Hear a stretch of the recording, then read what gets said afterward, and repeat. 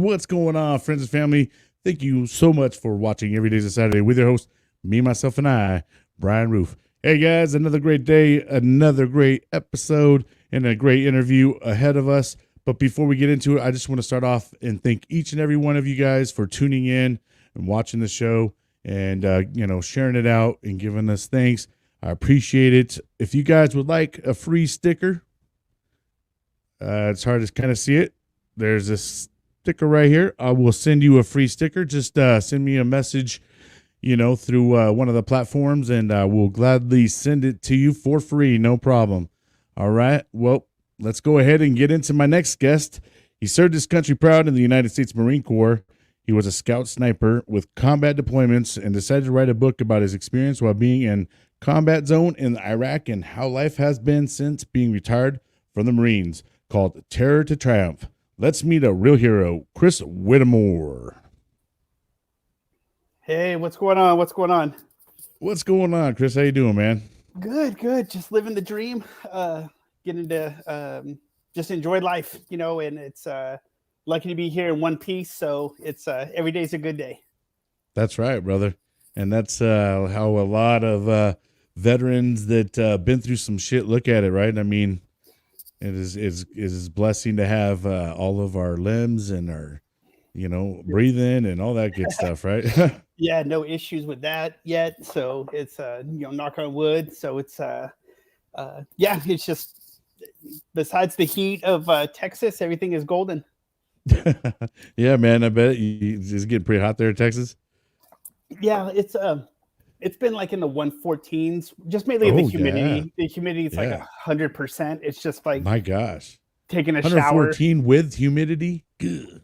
Yeah, it's like an oven. I mean, it's great for. I don't have to go to the gym and like sit in a sauna. I just go outside and hang out for a little while. It's kind of cool. Save myself a little bit of money and travel time. I can just go right outside and it's all good. Nice, man. All right. Well, hey, Chris, why don't you tell us a little bit about yourself, man? What what made you join the Marine Corps? Tell us about your Marine, experience and what you've been up to. All right. Grew up in a military family.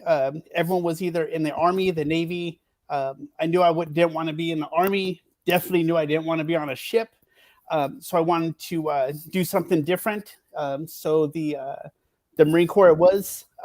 My grandfather, who has passed away back in 2008, right after getting back from Iraq deployment, was actually on Pearl Harbor. And actually was a Silver Star recipient. And wow. He wanted me to join the Navy, following his footsteps, but he understood I had to kind of do my own thing and make my own way. So back then in the, the late 90s early 90s, 95, when things were simple, nothing was really going on during that time. Joined the Marines, got stationed in Hawaii, just loving life, had a great time. Couldn't ask for a better duty station. I mean, Hawaii, for God's sake, it was like, yeah, my gosh. I'm getting paid to live in the tropics. Yes, where do I re-enlist? Let's go. And did that for my first 4 years. Decided, young and dumb, I was like, I'm going to get out. I'm going to take on the world. I'm going to make $1 million. And so I ended up moving down to Houston, Texas with my wife now of 23 years. We just celebrated 23 in December, wow, that's which funny. I couldn't ask for a better better woman to go through like the deployments and the chaos and the everything in between. She's been a rock. We ended up getting out, becoming a, those drill instructors you saw like on the talk shows, they would come out and start yelling at the kids and all that. Got to do that for about 2 years, which was a lot of fun. Is that right? No shit. Got to like yell at them. We'd go pick them up straight, like type deal. Yeah, we'd pick them up at the jail and we'd take them to the boot camp. Everything was red and gold, and we ran them through just like a Marine Corps boot camp. They had a like intake. They had to pass like an indoc before they could like start training, and like it was just like Marine Corps boot camp. It was awesome. And after that, though, I realized, you know what? I need something a little more chasing the adrenaline junkie stuff. So I became a Texas State Trooper, ended up going up to Northeast Texas, working wrecks. Like that's what troopers do. They just work wrecks, all the time. And I couldn't take much more of the work in the wrecks, death notifications, putting the people in jail. By the time I was done with paperwork, they were bonding out. I just, had enough. Coincidentally, during that time was the initial push in 03 was going on as I was going through that academy. So knowing I still had a lot of friends still in the infantry, I was like, okay, constantly watching the ticker tape, constantly watching, the TV, what was going on, so in 04, I finally said, you know what, talked to my wife. I said, I'm not a good civilian. I'm a better Marine. I want to go back in. I want to, do that until I retire. And she's like, all right, if we go back in, you have to stay till you retire. I was like, fair enough. And so I did the stupidest thing. I went down to the recruiter's office. I said, I don't care the job, the duty, I just want back in. Those recruiters started like salivating at the mouth. They're like, oh my God, manna from heaven. Did you hear that? Like, he's like, can I have them? Yeah. I'm probably like, they're all fighting for you. Full in the ring, like trying to. And ironically, though, they said, well, since you were a Marine, you know how to do paperwork. So sit there. And they had me do all my re-enlist, back in the Marine Corps paperwork and drive myself to MEPS, and everything was like, they're like, you were a Marine, you know what to do, go. They, which was awesome. And sure enough, the thing came back. They said, yep, you're back in. You're going to be in the infantry, and you're going to 29 Palms, California. And of course, the first thing we're like, where's 29 Palms, California? Like, what is that? I never, I was in Hawaii, now I'm going to my gosh. Wow. What you went from like basically heaven to hell. You know what I mean? No, and as we're driving out to the stumps, my wife was in the lead vehicle. I was behind her. She calls me. She's like, where are you taking me? I said, I don't know. Just keep, driving straight. We're going to find it eventually. And then, you pass the, Charles Manson desert landscape over there and all that other stuff, out in nothing. And all of a sudden you see the small little Stumps airport. And then you start coming into the town and you're like, oh, we made it. And then you realize like, what the fuck? And coincidentally, the unit that I was assigned to was still in Iraq. They would be coming back in September. This was probably beginning of August. So we'd be able to kind of see, what's going on. And there's not a whole lot to figure out in that place. It's one main road to base, the bars and tattoo shops on both sides. It's a Marine base. Whatever. When you come back in, what rank are you at this time? I came back in as a what was I? A lance corporal. So I got out as a corporal.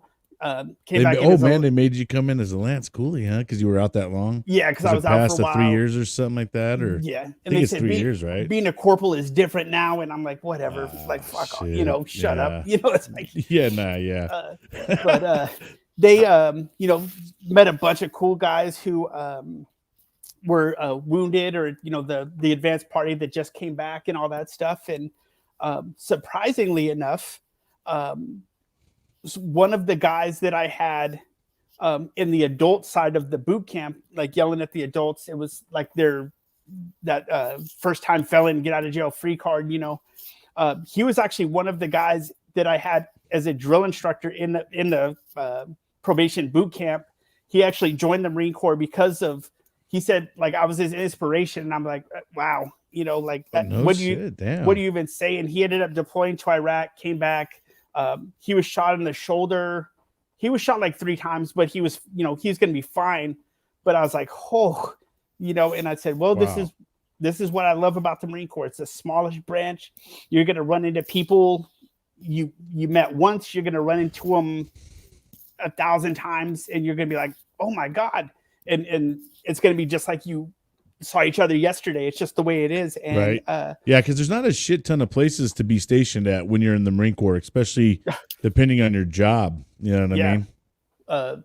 Pendleton, Stumps, East Coast, overseas. Basically. Maybe. Yeah, that's maybe it. Florida if you're like an air winger or something, but Yeah. Other than that, you're done. And Okinawa. oh yeah, the sauna, Yeah. the damn sauna over there too. Jesus. Yeah, I never made it over that way, but I heard a lot of stories. And they're probably all true. And there's some stuff that you see The over there, shows and what happens in Vegas stays in Vegas. Well, same thing over there, because you don't want to bring that stuff back. But the unit finally got back in September. I was assigned to a heavy weapons platoon. I was going to be a 50 cal gunner and all that other stuff. I'm like, okay, cool. I've been there, done that. That's what I did the first 4 years. So I was like, I don't want to do this again. I've been there, done that. Got the t-shirt even. I don't need to do it again. Well, as luck would have it, the scout sniper platoon was losing a bunch of people. So they're like, hey, we're going to have an indoc in, 2 months or whatever. Anyone who's interested, come out and do that. And doing an indoc in the summertime in the 29 Palms for a sniper platoon, stupid idea. Like, it's not a good idea.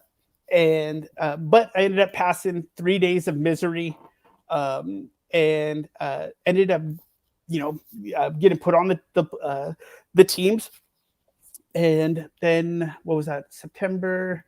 And then so for 1 year, and then we were heading to Ramadi, Iraq, in 2005. And that was during the elections. They've never had an elected official. They've never had any of that stuff. So it was the Wild West. Like, they blacklisted the city in 2005 because we had like a Cobra shot down in the city. We had just countless people getting, hurt, injured, sniper, Chesty and snipers operating all over through the city. I mean, it was just the Wild West, and going over there, I was like, okay, yeah, we're in a combat zone, whatever, cool. It'll be what it is. We'll see what happens.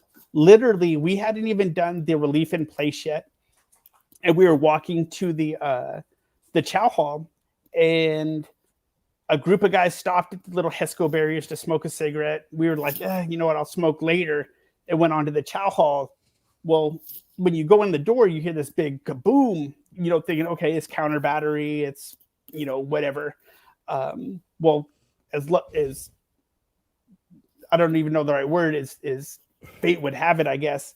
A rocket attack from the enemy landed right at the HESCO and killed everybody. Like we weren't even there, maybe 4 days in country. We might have been there for 4 days. And we hadn't even started the relief in place yet. We're like, holy shit, and we ended up losing in that deployment probably 15 or 16 guys, and wow. countless wounded. I mean, it was insane. We had a Cobra attack helicopter get shot down. We had the Chesty and snipers operating around. We had Army Bradley vehicles that got IED that rolled up against each other, so the lead vehicle couldn't get out, and all of a sudden they started throwing like Molotov cocktails at it. That lit off, killed all 7 of the Army guys inside that vehicle. I mean, it was just insane. Like, that deployment was absolutely, out of all the deployments I've ever been on and talked to people about, I just mentioned the 2005 deployment, and they're just like, God, I mean, it was just hell. Yeah, man. Oh my gosh. I mean, that's a lot of guys to lose. Yeah. And the majority of them all happened right around Thanksgiving, Christmas. And then, of course, you lose, good Lord. You lose the last one, 3 weeks before, about a month before we're, the advanced party is leaving. And this guy, his name was Conley. His wife was due like 2 days before we were supposed to be back or something like that. And then there was a guy whose wife was due like 2 weeks before we got back. So they sent him in place. That guy was like, cool, like, he was a good leader of Marines. Went out on another patrol, that last patrol, and that was it. His number was up. It killed him and the lieutenant, during the RIP, the right seat, left seat thing. And they stopped to check radios, and they stopped right on top of a buried IED. They never saw it. And so they took him out, and it's just like, that deployment was, it was crazy. But then we returned back from that deployment back to good old Stumps. There was no change of scenery. I mean, it was desert to desert. It was like, okay, cool. About I don't know, 6, maybe 4 months. Now the Stumps doesn't seem so bad, in comparison, right? Shit. No, the Stumps was a landmine, or I mean, a jackpot. We were like, man, look at all this beautiful scenery. We got Walmart and Applebee's and an hour down the hill to Palm Springs. It was the greatest thing ever. Fucking don't have to eat MRE 15 again, And so about 4 months after being back, I told my wife I was struggling. Like, I couldn't sleep. I was drinking every night, which was par for course. I mean, everyone was doing the same thing. Everyone was like showing up still drunk. I mean, no one was sleeping. Everyone was just, anyone who said, "Oh, I didn't have issues, I was fine," full of shit. They were clearly like, everyone was suffering, but no one was going to be that person, because you didn't want to be that person. You wanted to stay with your guys, redeploy. You didn't want to. The stigma was real, even though people will swear up and down, "Oh, there's no such stigma." It's like, you're obviously not in the military, and especially during that time, 2003 through like 2010, really. Iraq and Afghanistan was heavy. Like, it was just brutal over there, and it just never let up. So we, about 4 months in, I told my wife, I was like, I can't do this anymore. This is stupid. And she's like, well, what are you going to do? You guys just got back. You're not deploying for another year again. I said, well, it's March, April, May, July. And there was the battalion that got back, a few months before we did, was getting set to deploy in January. So I jumped battalions, jumped ship, joined them, and we deployed back to Fallujah in 2007. That deployment wasn't as bad as far as like total death. I think we lost 8 and like wounded 25 or 30 or something like that. But yeah, Fallujah's always been a brutal place, man. Yeah, Fallujah was garbage. Very brutal for the Marine count, man. I know we lost a lot of people in Fallujah. Yeah, Fallujah was in 2007. The hardest part about that deployment was I was already jaded, because I was just like, man, here we go again. Another deployment. Yeah. Thank God the 2005 deployment was the rainy season. So it was cold through all the major holidays, through the wedding anniversary, wife's birthday, like all that stuff. And it was cold and wet. And I was like, oh, this isn't so bad. Till you're freezing your ass off in an abandoned building. You're like, because you're soaking wet. Well, in Fallujah was the summertime. And as you know, it was like the oven just, got on that switch turns quick. Yeah, like overnight it seems. Damn, yeah. Like in March when we came back, March of 2006, it was like 80s, 90s. It was like, okay, this is summer weather. It's fine. Getting off the plane in Kuwait in January, it was a little cold, but damn it, as soon as like that May timeframe hit, they just cranked it, and I'm like, ooh. But the hard thing for that was, a lot of, family stuff. Like my wife's grandfather passed away, a lot of family issues, a lot of stuff. Trying to deal with deployment and back home was impossible. Well, that's why the Marines always had a saying: if they wanted you to have a wife or a family, they would have issued you one. Yeah, what I mean. And thank God you guys were able to make it through, man, because so many marriages fail, especially during deployments. No, absolutely. I mean? Especially the way you gotta have a strong woman. Absolutely, especially with all the drinking and all the horrible dumb stuff that I was doing. And not only that too, but when you come back, man, I mean, you're different than when she, before you left. I mean, each deployment too is that you come back, it's gonna change you. Oh yeah, no, 100%. And she says each time I came back, she's like, I got more hollow-eyed, and it only got worse as time went on. Lost that smile in your eye type. Oh yeah, I was cut off. I was like, I don't even care anymore. It's like whatever. Right. But toward the end of the '07 deployment, I was came to the realization, I'm like, damn, I told my wife we'd stay in until I retired. I'm about at the end of my enlistment. Just went through these 2 deployments. I'm like, God, I don't know. Like, I don't know if I can do this much more. And we talked, and, I was like, yeah, let's go another round. And so I re-enlisted over in Iraq, but I got to lat move to be a helicopter door gunner crew chief on the Huey helicopters, which was, now I was leaving the stumps, going to Camp Pendleton.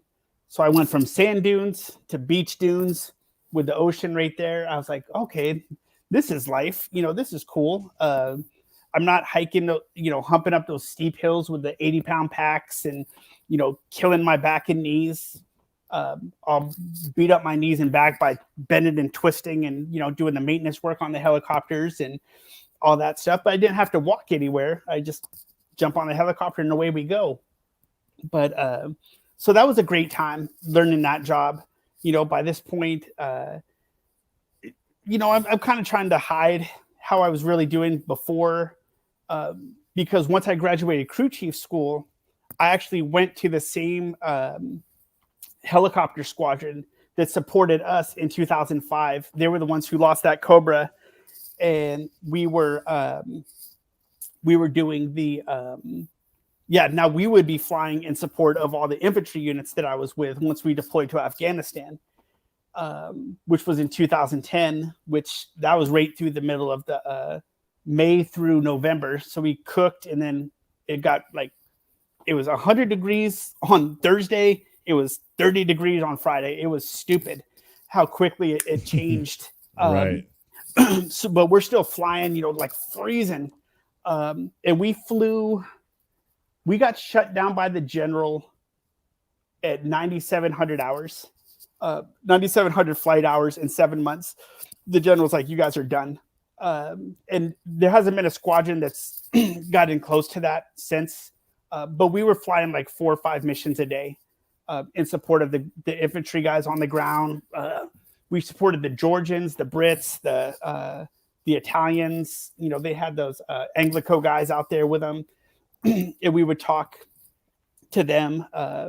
In the book, I talk about a 4th of July incident. Recon was pinned down, and we flew over their shoulder and lit up the, killed all the enemy. And 4th of July, what could be better? There's a photo in the book of us holding an American flag back on the flight line. And the pilots and the other crew chief, we just kind of took a photo, and we ended up, we had 1 Cobra crash, so we lost 2, and then we had a pilot shot, and he had to leave, but he made it. He was fine. So that wasn't nearly as bad as the infantry stuff. But when I got back, my wife and I were both like, yeah, we need a break. These deployments are brutal. I need to throttle back. And so as I'm sitting there okay, maybe I can go to crew chief school, be an instructor, kind of lay back and stay stateside for a while. Talking to the career planner, everything was going good. And he called me in, thinking, hey, you're going to get to re-enlist. He called me in and said, you're on the hit list. You're going on recruiting duty. I'm like, what? I was like, are you kidding me? 3 deployments and now you're going to put me on recruiting duty? What the fuck? So I was like, okay. And I leave that office. I'm heads down. I'm like, fuck, running to the sergeant major.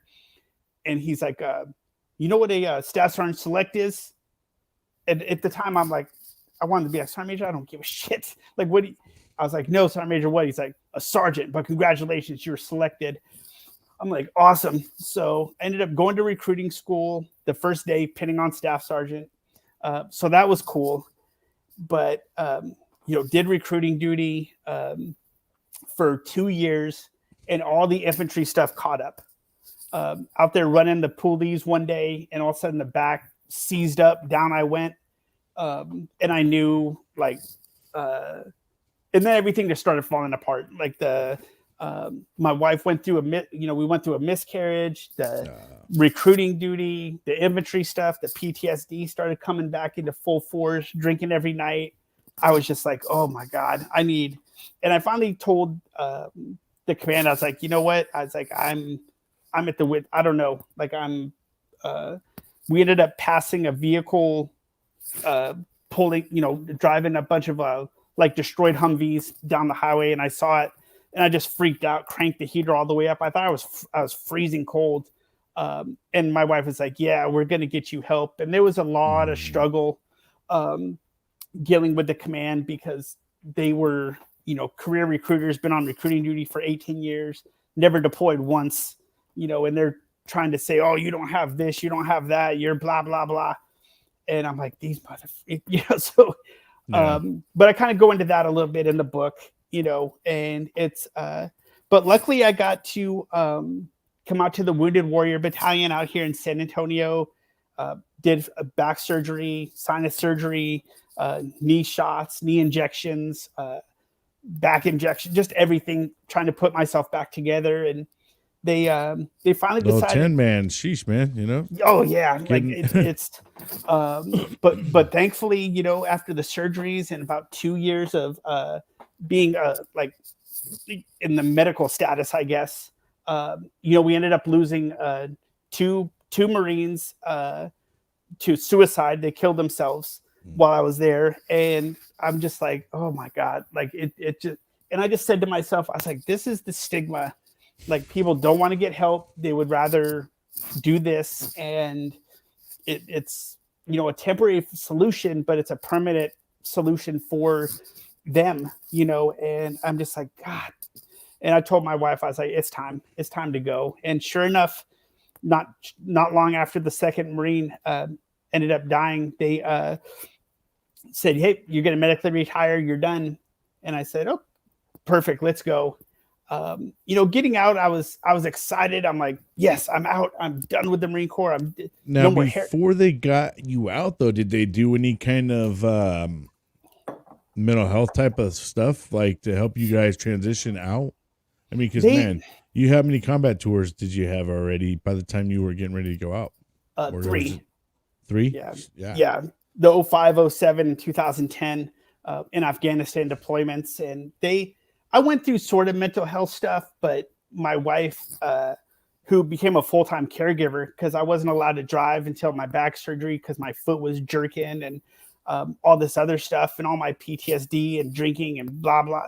She ended up committing suicide. And thankfully she, the ambulance got there in time and they were able to, get her in treatment, and she got the help she needed. But she just broke. And so, we were in the process of going through an adoption at that point. Well, that got shut down really quick. It was just crazy, and so there wasn't any real like treatment because I kind of did the Marine thing. I was like, you know what, my stuff will wait. I need to focus on my wife. Nothing's wrong with me anyways, yeah, right? Yeah, I'm good. There's nothing wrong with me. I'm good. We're good. Yeah. And so I ended up, oh God, the stupid. Say you're not, man. Yeah, no, for sure. And, I got out and I was like, yes, I can't wait to be out. But as soon as I left that gate, I was like, shit, now what am I going to do? I don't have to be in formation. I don't have to get a haircut. I don't have to, nothing. I mean, I'm my own person again. Like, this is weird.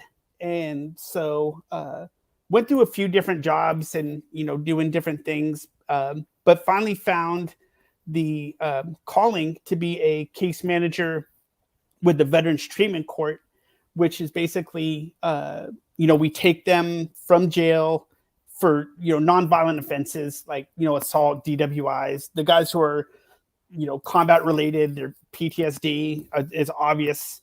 And we put them in a 1-year treatment track. They have to attend treatment. They have to do everything that they would normally do on probation. They met with the judge twice a month, all that stuff. It was super regimented. But if they passed it, at the end, they would their case would be dismissed and expunged off their record. So a complete brand new fresh start, which was amazing. And weirdly enough, too, I started that job 3 weeks before the COVID lockdown happened. So I basically learned that job from the kitchen table. And now I am I left that job after 2.5 years, and now I work for the county helping veterans who are transitioning out of the military, or guys who, Vietnam, Korea, whatever. They come to us and we help them do their VA claims and get them, the rating and the help and stuff like that they need. And so far it's been amazing. I started in January, and I think I'm right now at 300 and something veterans helped. I mean, we just do like awesome. 5 a day, and I love the job. I mean, it doesn't stop from 8 to 5. I mean, it's nonstop, but I absolutely love it because I know like the chaos of the VA. I know the rating stuff. I know a lot of the deployment stuff. I get it. And when they come in and they're like, they're beat down. They've been denied by the VA 10 times, and they come see us, and we have them, done in an hour, and then 30 days later they get approved, and they're like, "Damn, I should have come and seen you guys a long time ago." And you guys are advocates, and we're advocates, awesome. And we can call the VA on their behalf, so they don't have to deal with the VA. That's outstanding. So I absolutely love it, and so that's kind of been me in a nutshell, and it's just been a wild ride since 2004 when I came back in to now. It's been just one thing after the other, one crazy adventure after the other, and and here we are. So I think what happens to a lot of military members is that they kind of have identity crisis a little bit when they get out, right? Yeah, very much. It's like, oh shit, what do I do now? Like it's over. Those paychecks every 2 weeks. That stops. You know what I mean? And having a place to go, making sure there's meals and all that stuff. Like now, it's like, oh, and that's where I think a lot of these guys fall flat, man. Is because some of them, they don't know what to do next, and they lose that camaraderie right away.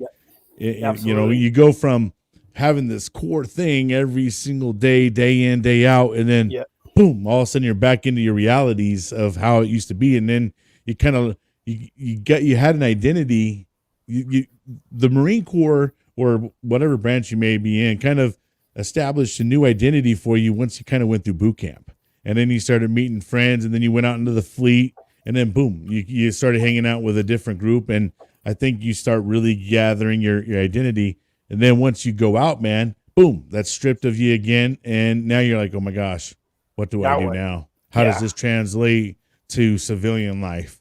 And, so a lot of people out there, if you're thinking about joining, just make sure you kind of think about what next type of deal. Absolutely. Because there's always going to be a what next. And even if you think you're a lifer, there's the Marine Corps or any other branch of service, they have a time limit. Yeah. And then there's the what next. Yep, exactly. And if you're not prepared for it, that what next is going to, be right there waiting to beat you to your knees. And it's, but yeah, and then all of a sudden I, besides doing this, ended up with a book. And that was by accident. You know what I mean? Like, let's talk about your book more. Yeah. It was during COVID, starting to learn that new job. My TBIs were acting up, and I was starting to lose the memories, and there it is. And it's started writing out stories, like just journaling. And my wife's like, "Oh, you should send it to a publisher and see if they publish it." I'm like, "Yeah." They're like, "Who the hell wants to read another war book?" And she's like, "Yeah, but yours is not just a war book." And that was my biggest push for this. I wanted to share, what happens on the deployments. I mean, I definitely didn't want to write another war book. There's 200 on the shelf at Barnes & Noble right now, I bet, that talk about Iraq, Afghanistan, Vietnam. There's a million of them. But what was amazing is there was not a book like this where it talks about the deployment, but what happens to the service member, the family, the loved ones, the friends, when they get back from the deployment, and the drinking and the isolating and the then the washing machine effect, go on another deployment, go on another deployment, go on another deployment. And that was really what the motivation for this book is I wanted to kind of give this is what I went through. I hit rock bottom a million times, probably, I don't know. But I wanted to share the good, the bad, and the ugly with people to help them understand their loved ones. Maybe they don't understand why, man, my brother, sister, dad, mom, whatever deployed, and now they're like, they don't want to do anything. They're drinking, they're hiding out in their room. They're not doing anything. And I wanted to kind of like open people's eyes to this is why, but also don't wait, 15 years before you actually get help. Ignore the stigma of, and my favorite line in the whole book is it's okay to not be okay. There's no way you're going to go through anything in the military or as a first responder or a doctor, a nurse. I mean, during COVID, for God's sake, like I can't even imagine, or during 9/11, during the Oklahoma City bombings. I ask military guys all the time, like, yeah, I shouldn't be having, issues based on the deployment. I said, well, what about the firefighters at 9/11? What about the firefighters and the EMTs and stuff at Oklahoma bombing? What about the nurses and doctors during COVID when they were losing people like that? I was like, is it okay for them to be not okay? Like to have issues? Well, yeah. Then why isn't it okay for you? And usually when I ask that question, quiet as a church mouse. They have nothing because it's just the reality. Like if you're not bothered by that kind of stuff, they've got plenty of jails. Go check yourself in because you're the next Charles Manson. You're a psychopath, and you need to. And I think the biggest thing with the suicide rate, with all the different occupations, is the first step. I think is truly normalizing it and making it okay to talk about, because it's still to this day, which it kills me, because guys in Vietnam, I mean, how they came back, people spit, all that stuff, that was in the 60s, and we're still not the protests and the spitting on this, soldiers and all that stuff, today. But all those guys coming back from Iraq and Afghanistan thinking we're all invincible, like, how can we not learn in 40 years? You know what I mean? Exactly. Right. 100%. Like learn from history, or you're doomed to repeat it. Well, guess what, America, we're repeating it again, and that's why the suicide rate's so high. So I really think normalizing it and being able to talk about it and really swallowing your pride, I swallowing my pride was like swallowing cement mix. But once I got that and got out of that cloud that I was like living in and being miserable, helping. It's a mindset, man. Yeah. And I mean, sorry to cut you kind of off, but the thing about this is that the sooner that you can get attention to it, I can just speak a little bit from experience. I disconnected from family members, friends. I've lost a lot of relationships, and it was all due to being unstable, having a bad mindset, wasn't able to react to situations in a healthy manner due to being in a bad mindset. Had I kind of worked on myself more during, earlier in times, I could have saved probably some relationship. I could probably have saved, some friendships and things of that nature. Sure. Had I, swallowed a little bit of the pride and said, you know what, all right, maybe it's me, and kind of owning some shit, and saying, my gosh, maybe a little bit is me, you know what I mean? And owning your part of the matter too, and just addressing it. And I mean, I think the things are getting better. You and I came from an era of kind of take a straw, suck it up, and that mentality is starting to show, that during times when like people have struggles in their marriages or relationships, you can see the fallout from, and they lose it. They completely lose it. I've lost it, due to having divorce and and having to have a a schedule with my kids. My gosh, man, it set me off in a tailspin of things because I just went and I wasn't healthy right to begin with. But the military, as much as I love being a part of it, something I think they lack in of is when you're leaving, they don't really care about you leaving. Because you're not really doing a service for them no more.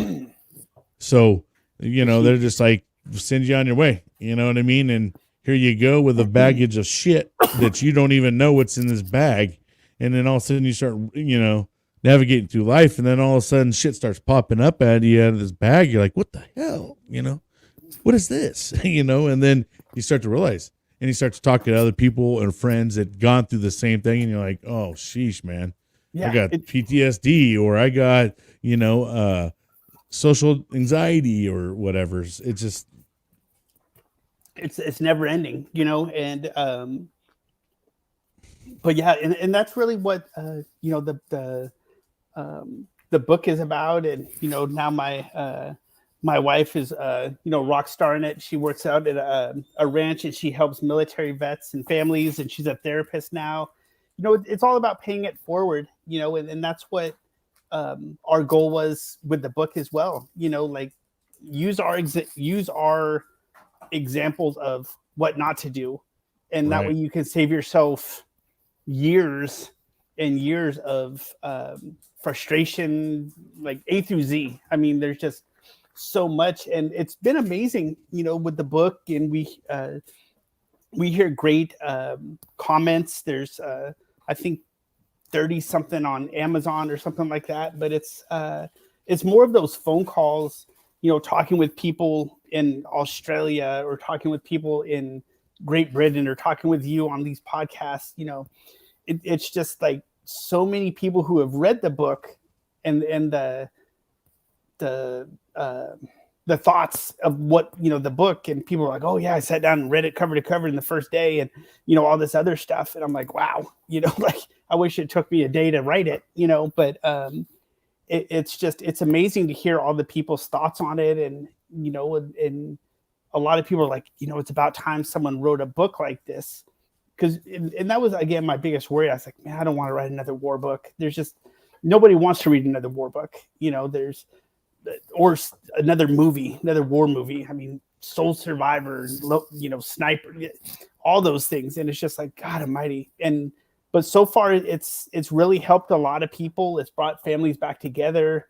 It's provided, gave people an understanding of what it is and what really happens, not the Hollywood portrayal of, they all come back happy, and they're all, when they drop their rifle off, and then they're, Fortune 500 CEOs, and everything's great and life is perfect. And it's like, yeah, no, not exactly, not even close. Right.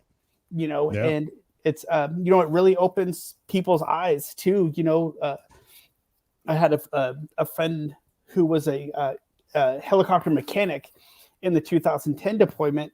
And he said, reading your book, he's like, I'm like a war history buff and all that other stuff. And he's like, but reading your book, he's like, I had no idea what happens outside of the flight line.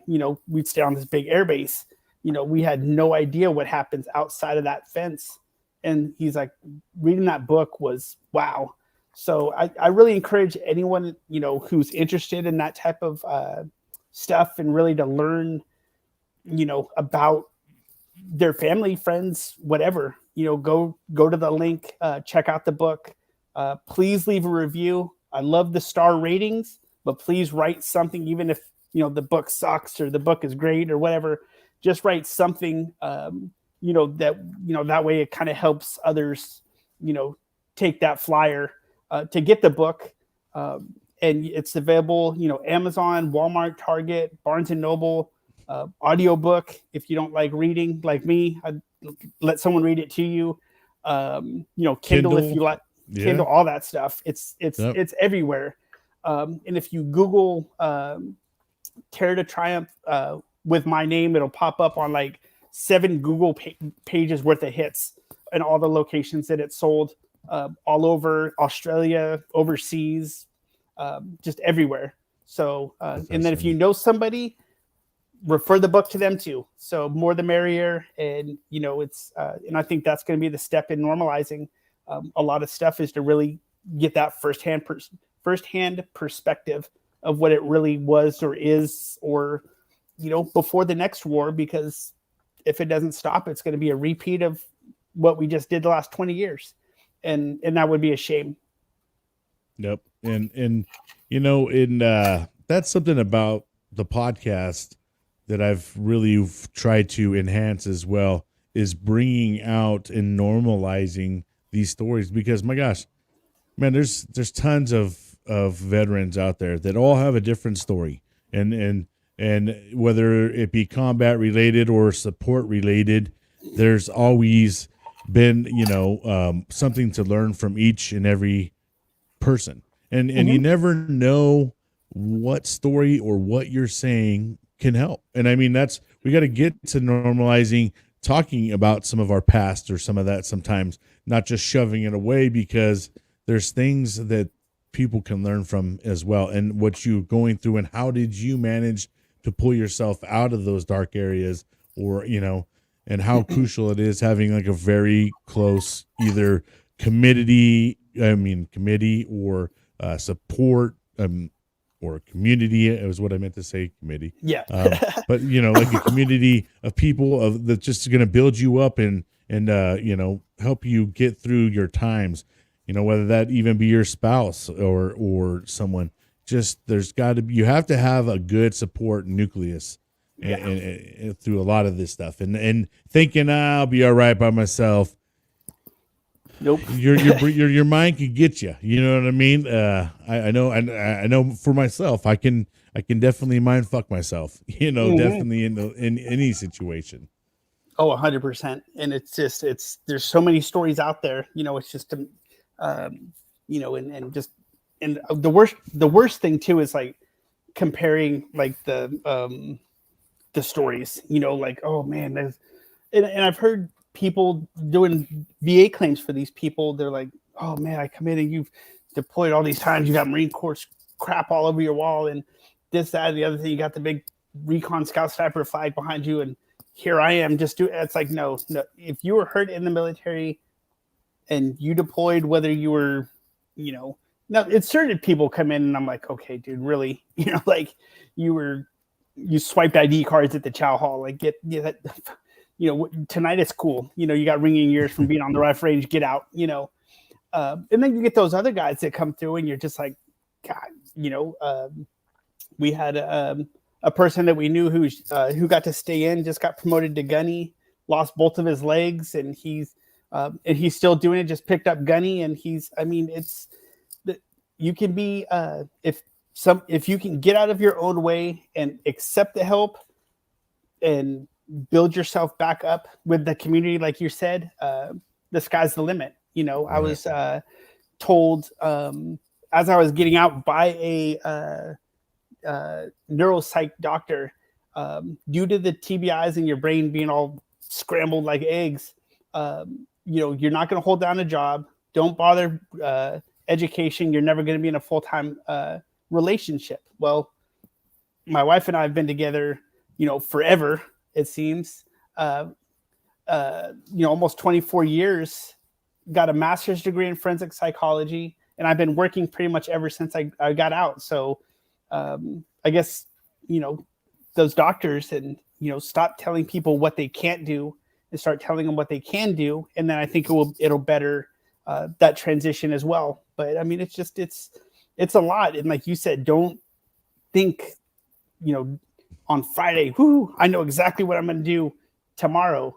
When you leave that gate and that door shuts for the last time and that paycheck goes bleep, like reality's there to say hello, and you better be ready, or it's going to be that you're going to hear some other doors slamming shut, and then you're really going to be in a world of hurt, you know. And it's but yeah, it's been a wild ride, you know, ever since Texas State Trooper days, 2003 to even today. It's just like, whew.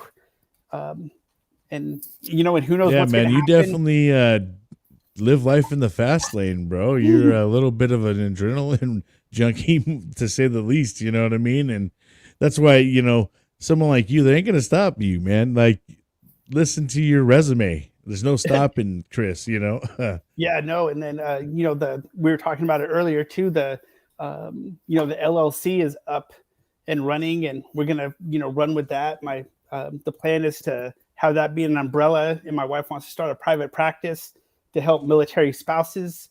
It's who knows what tomorrow's going to bring. I mean, elaborate a little bit more on that. That was about the LLC and stuff. Talk about that a little bit. Yeah, it's going to be the same title of the book, Tear to Triumph LLC. We're going to get that up and running, and do shirts and merchandise and Arctics and stuff like that, and and it's then eventually once everything gets established, we're going to use it as an umbrella company, because something that we noticed and my wife's super passionate about is the caregivers that take care of all of us as we're going through our stupid phases, we like to call it. There's a million assets out there for veterans and active duty military people, but the caregivers, the ones who like my wife, who had to be a caregiver with me for so long, there's nothing. There's no, there's like transition, let's help them get jobs or whatever, but there's no like mental health groups or support. And that's her passion, and that's what she's going to start up as part of the LLC, so that's going to get up and running. And just who knows what's next. Maybe the book will turn into a movie. Who knows? It's man, absolutely, sky's the limit. Yeah, and it's but yeah, so it's just I don't know. It's just been a wild ride, and it's I'm looking forward to seeing what happens next and what's around the corner. That's great, man. That's great. And so what do you do on your free time, man? Well, right now, it's hard to say because the knees are kind of going to be a deciding factor. I go back at the end of the month and do some gel injections to hopefully get me through the season, because I'm a college football official and a high school football official here in Texas. I got to run up and down them sidelines, huh? Yeah, with all these little young bucks. I think the older I get, the faster they get. Them dudes are fast too. Thoroughbreds. They're like they start running. I'm just like, no, there's no way. Texas football is pretty big there too, huh? Yeah, big high school football. Like little monster tackles. Just monsters running like linebacker speed. I'm just like, God Almighty. And here I am, but it's so we'll see how the knees hold up. I'm going to try and take it easy, but got to stay active. When it's not an oven outside, my wife and I love to jump on the motorcycle and go for a ride, and just that 2-wheel therapy, wind in the hair, all that stuff. I just put out or just uploaded to KDP, Kindle Direct Publishing or whatever, a book, about a 42-page book of different like military and civilian and everything in between poems that I had written out. And so that's going to be out hopefully, I don't know, maybe next week, a couple weeks. Dang, man. So you never know what you're going to get with Chris. You never know what's next, man. Yeah. You don't. And so it's hopefully the next thing is that gel injection will help, and the heat will decrease, and then I can go and start swinging the golf clubs again and just, doing that. But for now, now just helping veterans and helping, people process the VA stuff and, deal with that monster in itself. And that's a never ending thing. That's a bureaucracy all in its own. But I'm just glad to be an advocate, glad to do what I do and help people out. And it's, just giving back. It's all about giving back. Man, that's awesome. Well, I really appreciate you coming on and taking the time to, share your story, share your experiences with us. Is there anything else you want to share with us? Any last thoughts or Anything you want to say? No, I think everything's out there. Please, anyone who's listening, go pick up a book, read the book, pass it along. If you're having issues, talk to somebody. Don't think you're the only one, because I can promise you, and everyone else who's probably listening to this can promise anyone else, you're not alone. It's not a you against the world. It's unless you want it to be. And then if you want it to be, then there's a whole lot of other trauma you're going to experience, but you don't need to. But yeah, please, go pick up the book, spread the word, and, just put one foot in front of the other and go from there. All right, man. Well, I appreciate you. Like I said, thank you for coming on, taking the time and sharing your story and your experiences. And if you could just hold tight, we'll make sure we got a recording. But thanks again, Chris. Yes, sir. Thank you for having me. Thank you, man.